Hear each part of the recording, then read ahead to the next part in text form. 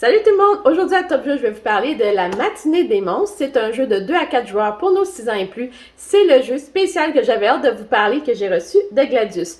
Donc, je vous explique comment on joue, je vous dis ce que j'en pense tout de suite après. Alors, le jeu La matinée des monstres vient avec 4 plateaux de couleurs différentes, donc un rouge, un bleu, un vert et un mauve. Et ce sont des plateaux que l'on assemble comme un morceau de puzzle. Ce qu'il faut savoir, c'est que ici, dans le coin gauche, on va identifier quel des plateaux est complexe, donc rouge, ou si on tourne de l'autre côté, on va avoir le vert pour que ce soit plus simple. En fait, le but du jeu, donc chacun prendrait son plateau. OK? Et le but du jeu, c'est de remplir avec les petits personnages ici que l'on va gagner tout au long du jeu. C'est de remplir notre plateau. Donc, il nous faut 3 bouboules, un morveux et un prout. Alors, je vais vous expliquer comment on peut réussir à avoir ces personnages-là. Ça vient aussi avec des cartes morveux, des cartes prout, des porte-cartes, des petits jetons, je vais vous expliquer plus tard, et des Fruit Loops. Je vais vous expliquer aussi plus tard. Ça vient avec un plateau qui va nous servir à aller chercher des bouboules. Donc, ce que je vais faire tout de suite, je vais préparer la partie pour 2 joueurs. Donc, ce qu'il faut faire, disons qu'on va jouer sur le côté complexe. Alors, on va mettre toutes les cartes simples, donc identifiées avec la partie verte. On va les mettre de côté et on va utiliser que les cartes complexes comme ceci. Alors, ce qu'on va faire, c'est qu'on va brasser. Et, disons, le joueur bleu, ce qu'on va faire, il va choisir une carte morveux et il va la mettre comme ceci. Donc, lui, il n'a pas le droit de la regarder. Et ensuite de ça, on va lui faire choisir une carte prout, comme ceci. Et il n'aura pas le droit de la regarder. Alors, on va faire pareil pour le joueur rouge. On va mettre ces 2 petits en avant. Alors, un prout pour le joueur rouge et un morveux. Et ce sera à l'autre joueur, en fait, de voir ce qu'il a entre les mains. Maintenant qu'on a fait ça comme départ, on peut se débarrasser des autres cartes. On peut se débarrasser des monstres qu'on n'utilise pas pour les joueurs de d'autres couleurs. Alors, on garde les céréales de côté. Et à mon tour, je vais décider par quoi je commence. Donc, j'ai le droit d'aller chercher des bouboules. J'ai le droit d'essayer de trouver le morveux ou le prout. Alors, disons que je veux faire une bouboule. Ce que je vais faire, je vais aller chercher cette planche-ci. Et cette planche a aussi un niveau de difficulté, donc le rouge ici ou le vert. Disons que je reste sur le rouge. Et j'ai des dés. Alors, ce que je vais faire, je vais brasser mes dés. Et là, j'ai 10 secondes, il faut calculer pour trouver le bouboule mauve. Je vais vous montrer de plus près. Donc, le bouboule mauve avec les yeux à moitié ouverts et du savon sur la tête. Alors, il faut mettre le chronomètre. On cherche, on cherche. Non, ça, c'est rose. Et là, si le chronomètre arrête, malheureusement, on passe notre tour parce qu'on n'a pas réussi à trouver le bouboule à temps. Alors, il est ici. Alors oui, est-ce que j'ai réussi en 10 secondes? Disons que oui. Dans ce cas-ci, je vais me prendre un bouboule. Alors maintenant, c'est au joueur suivant et il aura les mêmes 3 choix. Alors disons que pour le joueur bleu, il va essayer de trouver son morveux. Et pour ce faire, il va prendre les jetons de couleur ici et il va essayer de déduire. Donc il va placer, disons, les jetons comme ceci, indiquant que il croit que les lunettes sont vertes, le chandail est rouge et les souliers sont bleus. Alors, de mon côté, je vais regarder son morveux. Est-ce qu'il a raison? Non. En fait, je dois que lui indiquer si un jeton est placé à la bonne place et à la bonne couleur. Dans ce cas-ci, il n'a aucune bonne réponse. Alors, je lui dis non, rien n'est correct.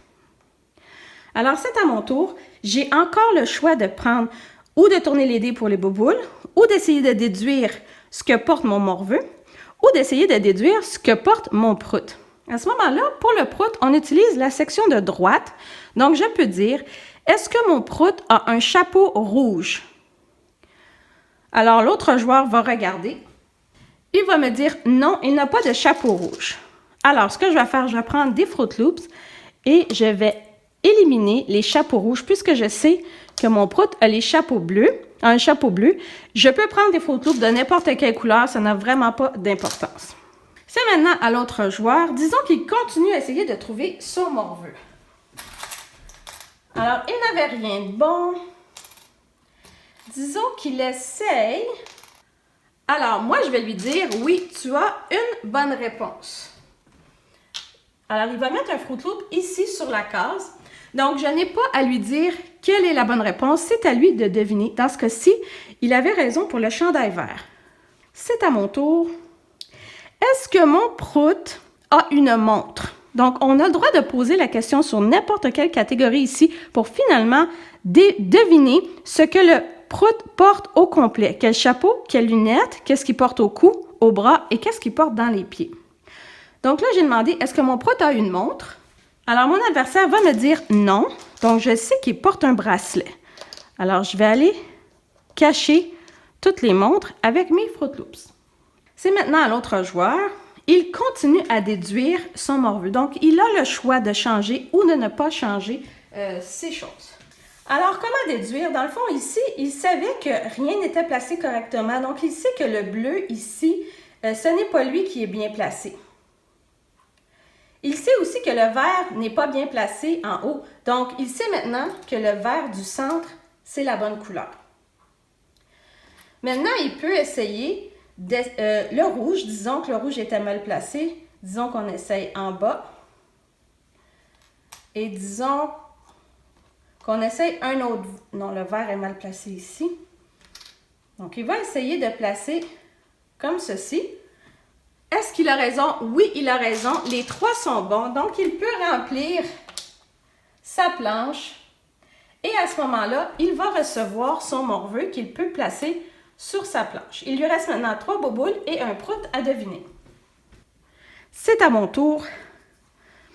Disons que je vais essayer de deviner mon morveux aussi. Donc, je prends, disons que je fais comme ceci. Vert, bleu et rouge. Alors, mon adversaire va me dire, oui, tu as une bonne réponse, une couleur qui est bien placée, etc. Donc, le jeu continue. On a le droit de changer d'une section à l'autre jusqu'à temps qu'on réussisse à placer les 5 éléments sur notre plateau. Et c'est le premier qui réussit à le faire qui va gagner la partie. Alors, ce que je pense de la matinée des monstres, en fait, j'ai été extrêmement surprise de ce jeu.